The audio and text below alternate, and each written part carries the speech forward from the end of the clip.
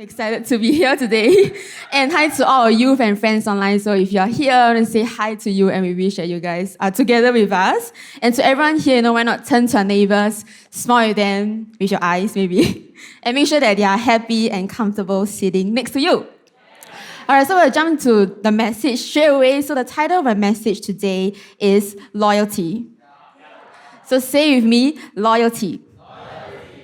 So if you Google the word loyalty, you will get what I think is a simplistic definition. So in Cambridge Dictionary, loyalty basically means your feelings of support or duty towards someone or something. So there are many things that come to mind when we think of this word loyalty. So it could be loyalty to relationships, with your friends, with your family, or it could be loyalty to a team, whether it's your CCA or any organizations that you're in, or it could be loyalty to a brand. So I know some of you are willing to fight and speak for which bubble tea brand you think is the best all the time, okay? Or it could be loyalty to a cause, something that you are standing up for or creating a change in. But loyalty is a big word, but it's often used with too little weight attached to it. So as I was preparing for today's message, I got way more Google results on what is brand loyalty, how to get your customers to be on your brand loyalty program, any innovative loyalty programs for your businesses, and hardly any actual stories about what the real meaning of loyalty is. So we almost rarely talk about loyalty as part of our character, and a few generations before us, that was how they used to talk about it. But nowadays, there's almost a stigma when we use the word loyalty. So in the context of faith and church, people often talk about loyalty as blind followership. Or being naive. Oof. Or people say, you cannot see this God that you're following, so why are you so loyal to God? And what do you gain from being loyal to your church? We are almost afraid to demand and expect loyalty in our relationship with people and our relationship with God. But today, I'd like to share with you what it means to be loyal in your relationship with God, in a relationship with people, and why it is important and necessary. So humans, we all crave for connections, am I right? And relationships. So it may be different for different of us. Some of us may require lots of friends, some of us less, and some of us may need more time with other people, and some of us less. But we all need some form of connection. And loyalty is the foundation of all great relationships. So on the most basic level, people need to feel safe when they're around us, and we need to feel safe with the people that is around us. But at our highest levels as humans, we all desire to have someone's loyalty to us. So this is more than safety. It's about feeling protected, feeling stood up for, that we have people who are committed to be with us by our side no matter what, supporting us, running with us, and fighting with us if needed. Loyalty. And if you think about it, that means all of us, we have an innate motivation to want to be loyal to someone or to something, to trust, to love, and to be loyal to them. And I really think that it's a beautiful image when we talk about loyalty, that it is strong and almost heroic. But how many of you know that it's also something that is not easy to live out at times? So there are many instances and stories in the Bible where we will expect definite loyalty. But the truth is, it often does not happen that way. So the first and the most familiar one that we know of is Judas in the Bible. I realize he's hardly shared in any of our messages. So Judas was not just any ordinary follower of Jesus. He was one of the 12 disciples. In fact, he is one of the 12 closest helpers and companions of Jesus. But yet, under the temptation of money and greed, he betrayed Jesus. So Judas was the one that led the Roman authorities to Jesus, which led to the arrest and also the ultimate, and also the death of Jesus on the cross. And before you think that is the only instance, we have Peter. So Peter was also one of the 12 disciples, and even more than Judas, Peter was close to Jesus, and he was one of the disciples who had more relationship and even witnessed more miracles with Jesus than the rest did. And Peter was the one who boldly proclaimed his loyalty and faithfulness to Jesus in front of everyone. So in Matthew chapter 26, verse 33 to 35, he says, "Even if I have to die with you, I will never deny you." So how many of you know that's really quite a statement there? And if you read about Peter, I have no doubt that he meant what he said. And there were other times where he proved his loyalty for Jesus. There were a time where a whole lot of Jesus' followers decides to abandon him, but Peter stayed. And however, in this instance in Matthew, Peter was faced with a greater pressure, a fear of being arrested and possibly put to death together with Jesus. And so this time his loyalty wavered, and Peter denies Jesus 3 times. In Matthew chapter 26, verse 74, it says, Peter swore, "A curse on me if I'm lying. I don't know the man." Now, most of us will never face life or death situations, and it is easy for us to criticize both Judas's and Peter's response as complete disloyalty. But truthfully speaking, how many times have we turned away in our relationship with God and chose to walk away from Him? We are all imperfect humans. Both Peter and Judas had struggled with sin throughout their life with Jesus. One struggled with pride and the other with greed. And they both sat with Jesus. They both spent time with Him. They witnessed His miracles. But a huge difference that we can learn from the both of them is Judas, experiencing and seeing many miracles by Jesus, calls Him by Rabbi. So in Matthew chapter 26, verse 25, it says, "Then Judas, who was betraying Him, answered and said, 'Rabbi, is it I?'" So if you don't know, Rabbi is a Hebrew word for teacher, and even though it is a title of honor and respect, it does not hold the same meaning as calling and acknowledging Jesus as Lord. And Judas, on the inside, could not put his faith in Jesus as his Lord. He could only see Jesus as a man. While Peter, on the other hand, felt differently about Jesus. In Matthew chapter 16, verse 15 to 16, he, who is Jesus, said, "And what about you? Who do you say that I am?" Simon Peter said, "You are the Christ, the Son of the living God."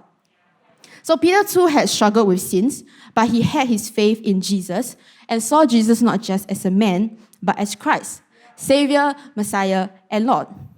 And Peter had a personal understanding of who Jesus is. So today, if you want to know Jesus and you want to know Him genuinely like Peter, and if you want to grow in your relationship with Him, then the good news is you don't need to be perfect. You don't need to have 0 struggles or sin. Jesus isn't here to judge your mistakes or to count the number of bad responses and decisions you have made in your life. But Jesus is looking at your heart and your attitude. Do you desire Him as your Lord, and do you want to be loyal and committed to Him? So if the answer is yes, then today I have some perspectives that are going to help you.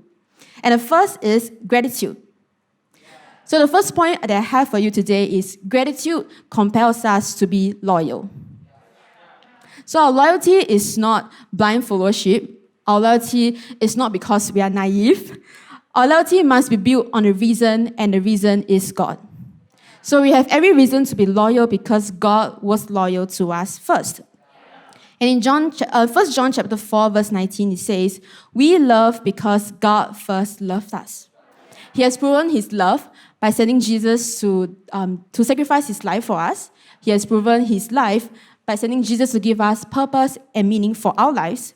And time again, God has come true for you at different moments of your life. And we love God back because He started it first. And furthermore, even when we are unfaithful, God remains faithful.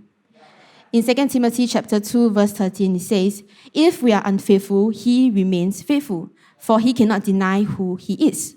So faithfulness is literally who God is. He will always be committed, so we will be safe in being committed back.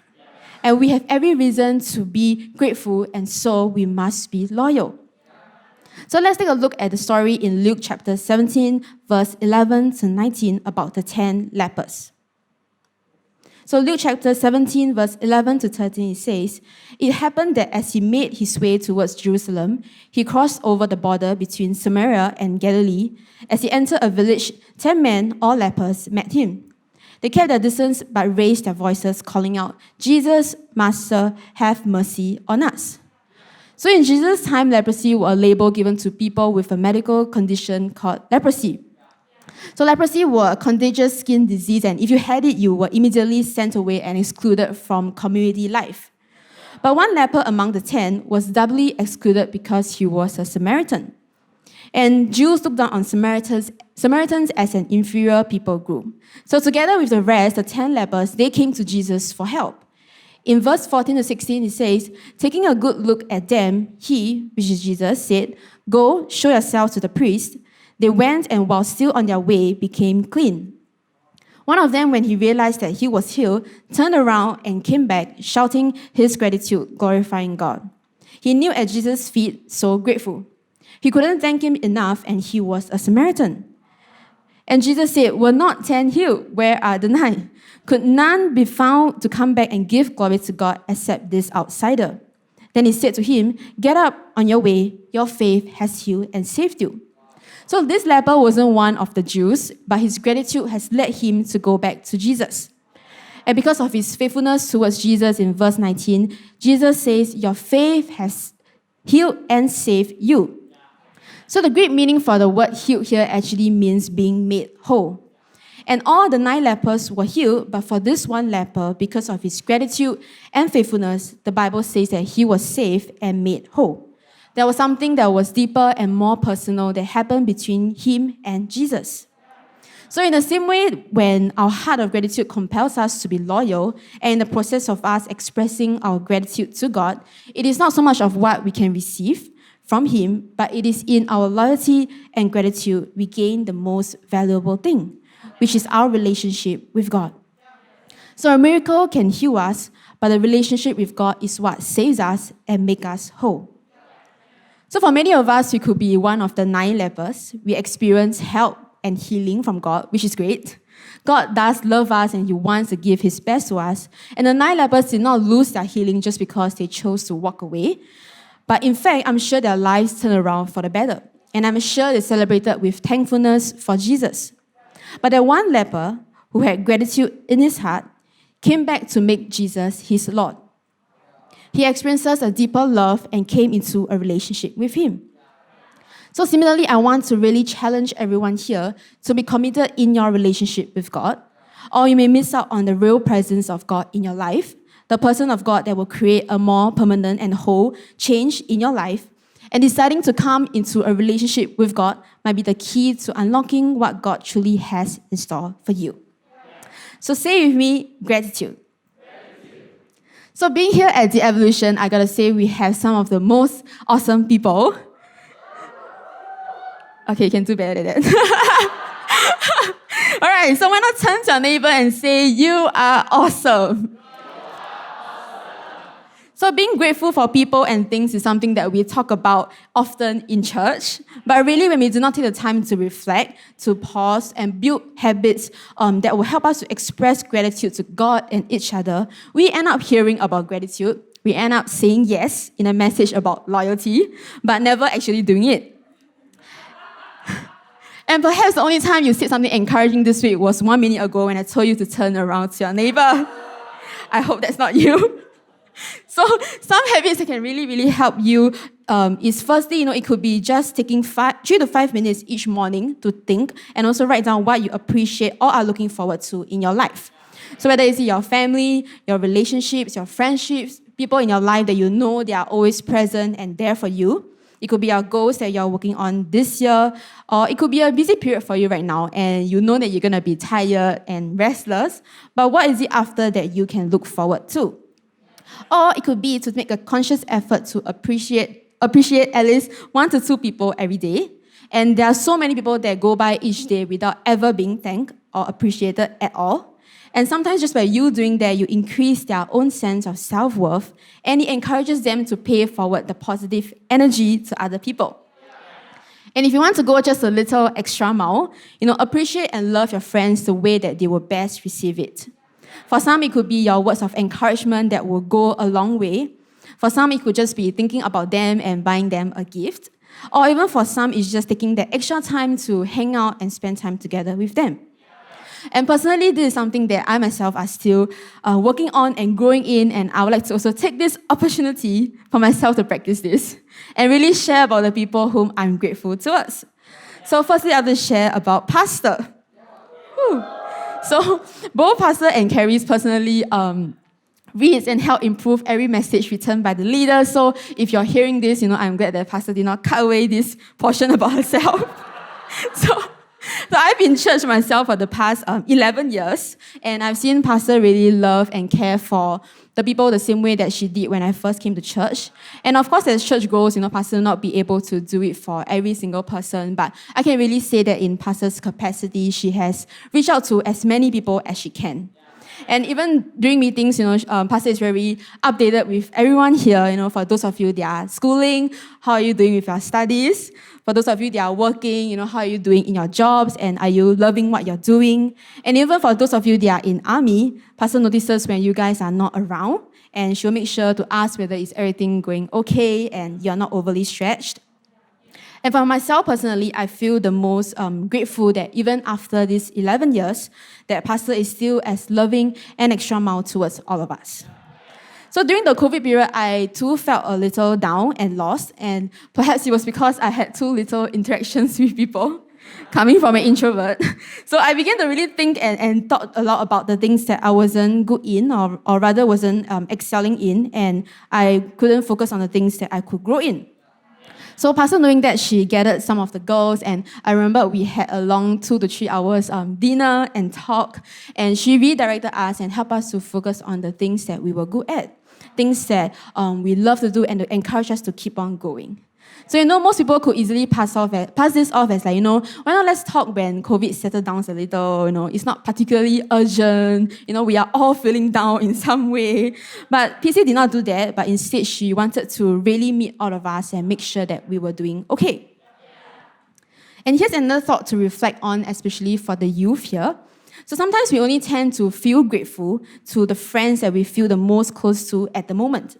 It could be our latest friends. It could be people that you're having the most fun and chemistry with right now, people that you feel very, very close and connected with in this moment. And I'm not saying that it's a bad thing, but you also want to really think about the people who have been in your life, people who have been looking out for you, people who have been loving you genuinely, and people who want the best for you. So if you haven't been actively reflecting about it or thanking the people that are in your life, I want to encourage you to do so today. Not tomorrow, not the day after, not when you're free, but today. You're going to start the habit of being grateful today.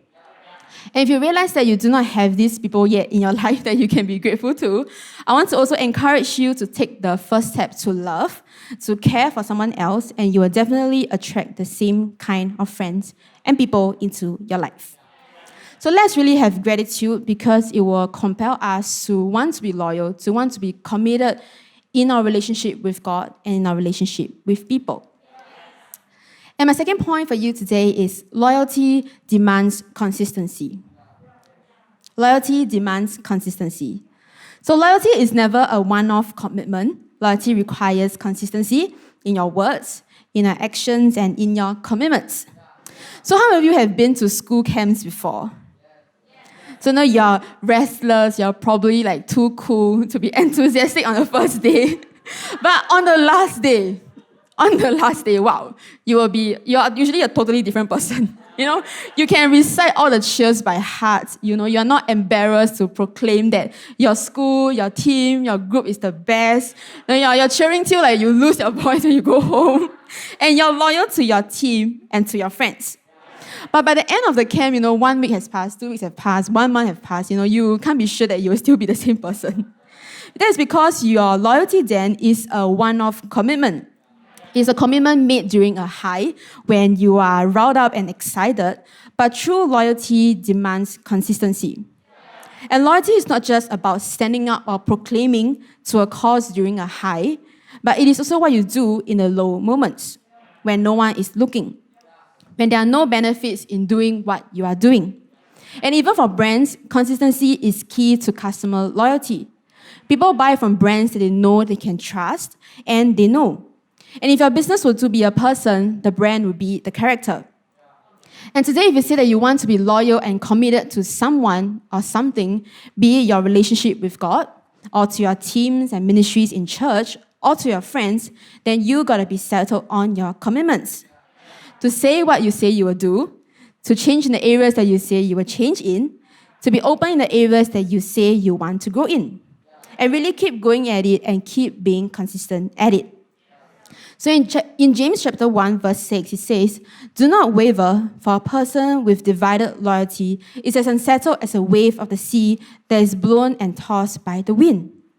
So we need to be people who are consistent and grounded no matter what happens. Whether situations change or pressures come, don't be someone who is always wavering. Don't be someone who is complacent with your loyalty. When we allow ourselves to be easily blown and tossed about, the next thing we usually start to do is we emo. And then we start to go, why am I not as close as to God as I want to be? Or why isn't God working in my life? But the fact is, God is always working in your lives. But as humans, we are easily swayed. When we are people whose loyalty is always divided, one moment we are all faith and gratitude to God. The next moment, we turn to God and ask Him, why aren't you helping me? The problem is not God, the problem is us. And sometimes we are not consistent in tuning our hearts to His voice, so God is speaking, but we miss it when He speaks. You see, consistency is the key to a close relationship with God. And this can start with simple changes, but simple changes will make a big impact.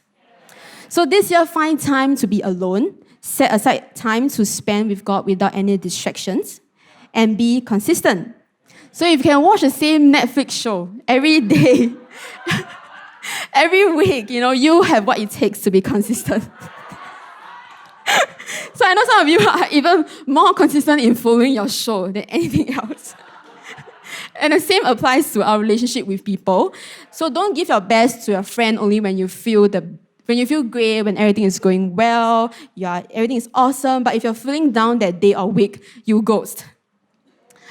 Or if you're serving in a team here in church, don't only show up when things are easy and convenient, but when your teams and ministries need help, you are nowhere to be found. Or there's always someone else to do it. So we all love people, they are consistent, they are always giving their best regardless. And we love working with people like that. We feel like they are reliable and loyal to us, and we want to do the same to them, and we want to be reliable and loyal towards them as well. So one person that really gives his best consistently is Raymond. So while he was still at his job in Esplanade, there were many instances where his job would require him to work on Saturdays. And I remember how he would sometimes be here before his work to prepare for gathering together with the sound crew. And then he would leave for his job. And after his work, he would come back to settle the stuff that he needs to settle. Or when his work ends late on a Friday, maybe till 12 to 2 a.m., he will be here the next day for worship rehearsal at 7 a.m. prepared. And always with a great attitude, never complaining. So if you do not know, Raymond is also now one of our full-time staff in church and also working on our awesome Uncommon Humanity podcast. If you haven't subscribed, you should. And seeing how he worked, with the setup, recording, editing of the episodes, you can really, really see his excellence. And it's not just a one-off thing when he shows up or give his best only when he's free or when everything is going well, but consistently.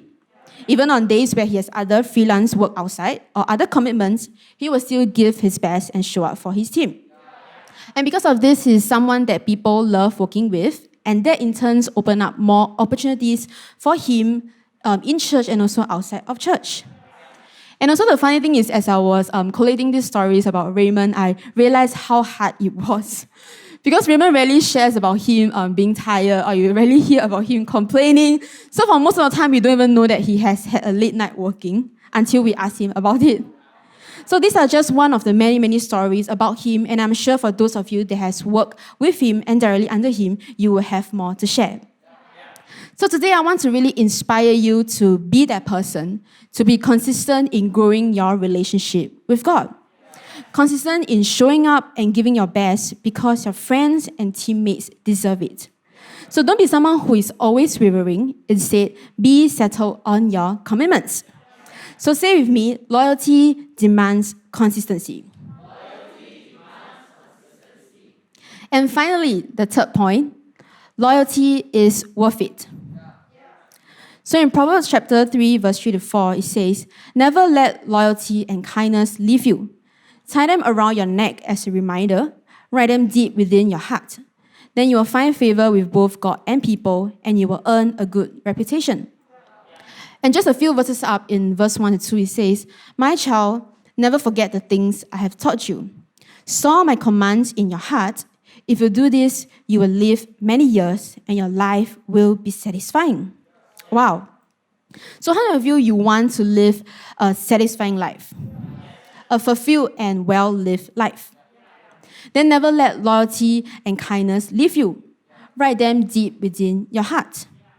So in a world where we strive for success because of our fears or because of our insecurities, a world where it's smarter to step on people to get to where we want to be, and people always say that it's faster and easier that way, and a world where loyalty and kindness is not valued, and we question, I question sometimes if kindness and love really wins at the end, or does it make you weak and lose out? But I want to challenge you today to hold on to your loyalty because it's worth it. And it's worth it to give your life to God, to be fiercely loyal to this vision and to this team. So again, in Proverbs chapter 3, verse 1 to 2, it says, "My child, never forget the things I have taught you. Store my commands in your heart. If you do this, you will live many years and your life will be satisfying. And never let loyalty and kindness leave you. Tie them around your neck as a reminder. Write them deep within your heart. Then you will find favor with both God and people, and you will earn a good reputation." So there's a blessing that comes from being loyal to God and His commands. You will live many years, many fulfilling and satisfying years. And when we make God's values, loyalty and faithfulness our commitment and conviction, we find favor and approval from God and people around us. And you'll experience what it feels like to be part of a team that you love, with the friends and family here that you really enjoy working with. And it may be tough and challenging at times, but it's going to be an awesome and beautiful journey. And it will be a journey that you will not regret when you look back on. So I too myself have asked myself this question many times. Why am I choosing to believe in God? Why am I doing what I'm doing? And why am I choosing to be committed to this family and to this team? And the final answer that I always derive at is because the journey is worth it. And it's worth it to see someone else experiencing the same acceptance and love as when I first experienced God. To see someone figuring out their potential and calling in God. And to have the privilege to be standing here right now, sharing with you that your loyalty is worth it. And it is not worth it for just what we will gain, but it's worth it for what we will gain together as a family and as a team. So together as a community and together as a church, we cannot fully avoid pain. We cannot fully avoid frustration sometimes. We cannot fully avoid struggles and hard work. But it's a beautiful thing that through all of this, we can still say that it is worth it. So let's not be afraid to say we are fiercely loyal and committed to this journey, to this vision, and to this family.